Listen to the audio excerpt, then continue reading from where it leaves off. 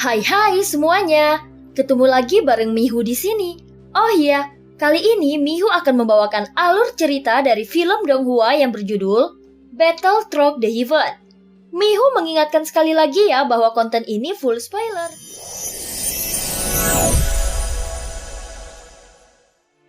Melanjutkan dari kisah sebelumnya. Sebelumnya Xiaoyan baru menyadari bahwa istana Wu sepertinya tidak menyerupai bentuk bangunan. Karena istana ini justru menjadikan langit dan bumi sebagai istananya. Dia juga berpikir untuk memancing sosok klan Yuanzhen di depannya agar mengeluarkan kemampuan terbaiknya.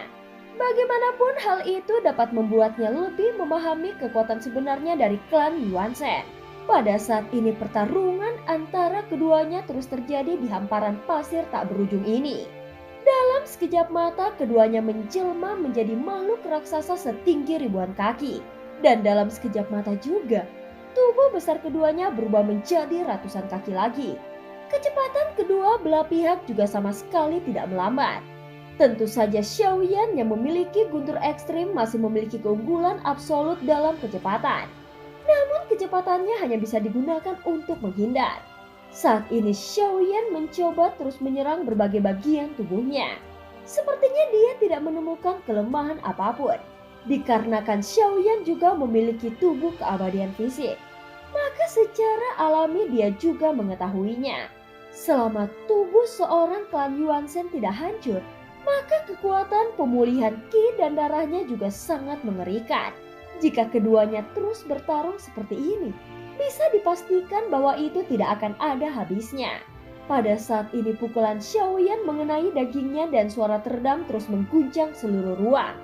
Bentrokan kekuatan dahsyat dari kedua belah pihak juga mengakibatkan terbentuknya badai tornado secara terus-menerus. Saat ini angin dan pasir berterbangan ke segala arah. Hadapun langit dan bumi tampak lebih gelap. Pemandangan ini seolah-olah membuat orang merasa sedang menyaksikan terjadinya kiamat. Dalam pertarungan antara keduanya, sulit untuk membedakan mana yang lebih kuat dan mana yang lebih lemah.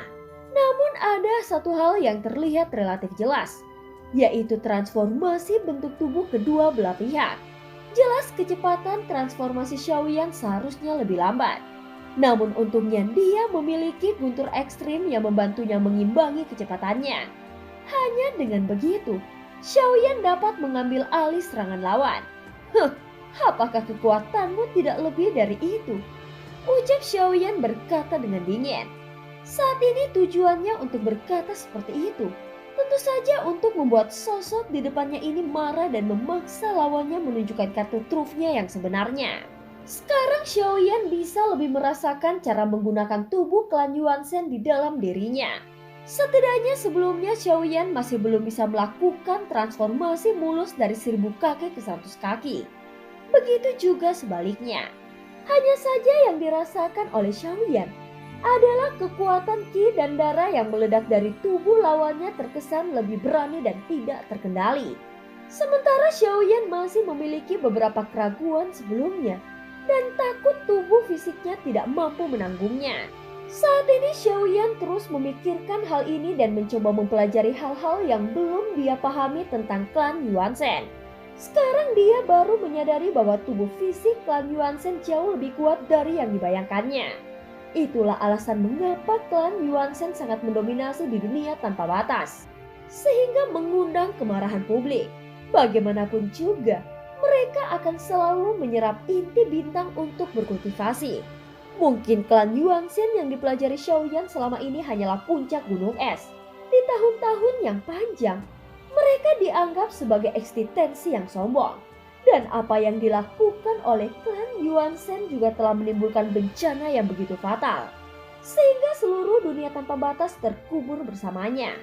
Kalau begitu izinkan aku untuk menunjukkan perbedaan antara dirimu dan diriku. Apakah menurutmu aku hanyalah tubuh keabadian fisik bintang 9 sepertimu? Saat dia berbicara, mata orang tersebut mulai terbuka dan tertutup. Pada matanya ada tanda bintang yang bersinar di dalamnya. Kemudian kelima jarinya terkepal dan terjadilah ledakan. Saat ini Xiaoyan merasakan energi dan darahnya bergetar. Gelombang paksaan yang kuat ini adalah rasa penindasan yang berasal dari Qi dan darah klan Yuanzhen yang lebih kuat, sehingga membuat kecepatan energi dan darah di tubuh Xiaoyan menjadi stagnan. Pada saat sosok klan Yuanzhen itu mengepalkan 5 jarinya, tubuhnya langsung membesar hingga ribuan kaki. Dalam sekejap mata pukulannya ditunjukkan ke arah Xiaoyan. Meskipun sosok Xiaoyan juga langsung tumbuh menjadi besar, namun ukurannya bisa dianggap masih lebih kecil. Pada saat ini terlihat ukuran tubuh Xiaoyan meningkat hingga 3000 kaki. Adapun sosok di depannya, tubuhnya meroket hingga 4000 kaki setelah tanda bintang klan Yuanzhen muncul di matanya. Tiba-tiba tinju keduanya saling bertabrakan seperti meteoroid. Pukulannya mengarah ke Xiaoyan terlihat tidak memiliki gerakan yang mewah. Meski begitu, 5 jari yang membentuk kepalan itu mengandung kekuatan yang tak terbayangkan. Adapun tubuh Xiaoyan berisi api dan guntur. Karena merasakan tekanan dari pukulan ini, hingga Xiaoyan langsung menggunakan kekuatan 3 jantung api dan 3 jantung guntur untuk menghadapinya. Pada saat ini pukulan dari kedua sosok yang berada di udara ini tampak spektakuler. Dan itu bagaikan 2 jurang alam yang saling bertabrakan. Zonggu dan yang lainnya dengan cepat mundur. Saat ini mereka sudah mundur ribuan kaki jauhnya. Walaupun begitu, mereka masih bisa melihat 2 sosok berukuran besar yang memenuhi langit sedang bertarung di atas pasir kuning. Tabrakan kedua tinju mereka membalikan pasir kuning di seluruh gurun. Dan sebagian langit yang sudah gelap ini hampir sepenuhnya tenggelam dalam kegelapan. Dalam konfrontasi singkat ini, Xiaoyan masih bisa berdiri di bawah jalinan jantung api dan jantung guntur. Begitu juga dengan sosok klan Yuanzhen yang ada di hadapannya. Namun serangan dari sosok yang terakhir tidak lebih dari sekedar pukulan saja.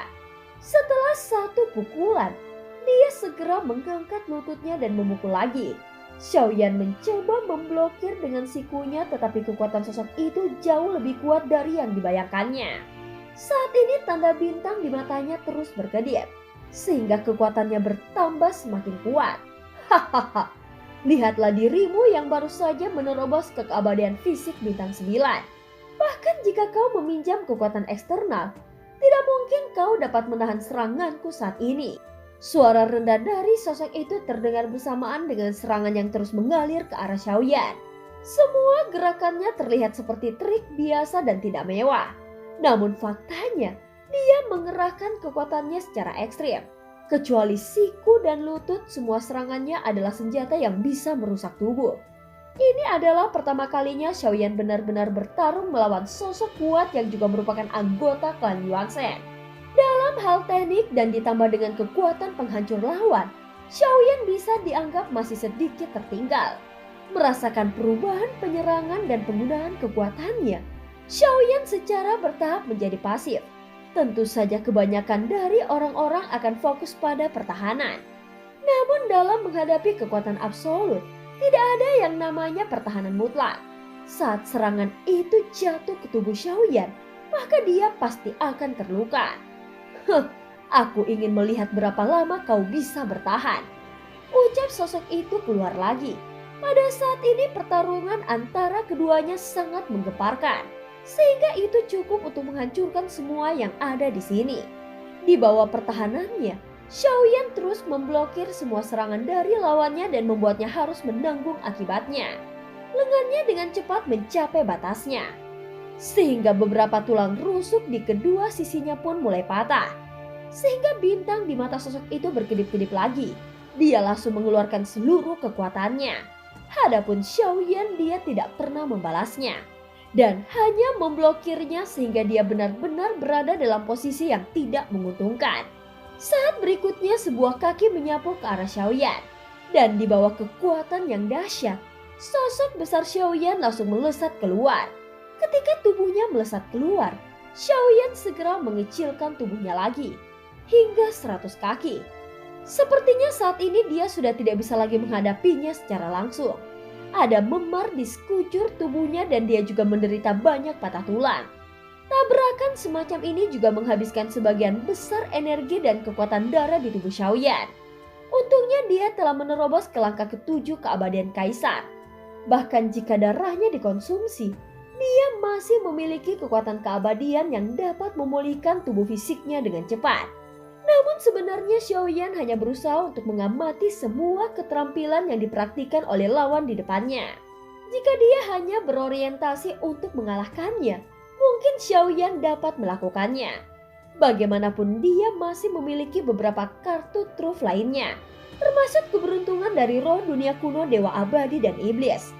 Kau tidak bisa menyembunyikan kekuranganmu, dan tidak sulit bagiku untuk melihatnya.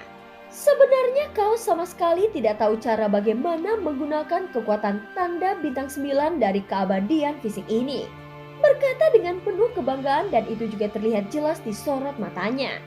Saat ini keduanya saling berhadapan di pasir kuning yang telah redup. Dan kau sepertinya tidak mewarisi seni bela diri dari klan Yuanzhen, bukan? Ucap sosok klan Yuanzhen itu melanjutkan kata-katanya. Xiaoyan juga dapat melihat. Saat dia berbicara, darah mengalir dari pori-pori di kulitnya dan dengan cepat mengembun di tangannya. Kemudian itu berubah menjadi benda yang memancarkan cahaya kemasan di sekujur tubuhnya. Pada saat ini Xiaoyan terus melihat benda yang terkondensasi di lengan kanannya. Tiba-tiba perasaan krisis yang kuat menekannya.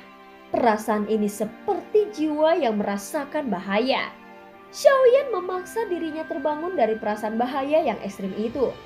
Kau pasti telah melihat tulang belulang klan Yuanzhen sebelumnya. Beberapa dari mereka telah mati di tangan iblis kuno. Seperti diriku dan kamu akan menjadi salah satu dari mereka. Ucap sosok itu berkata dengan dingin. Setelah mendengar kata-kata dari sosok itu, segera Xiaoyan mengerutkan keningnya. Dan film pun berakhir. Terima kasih udah dengerin Miho dari awal sampai akhir ya. Sampai jumpa.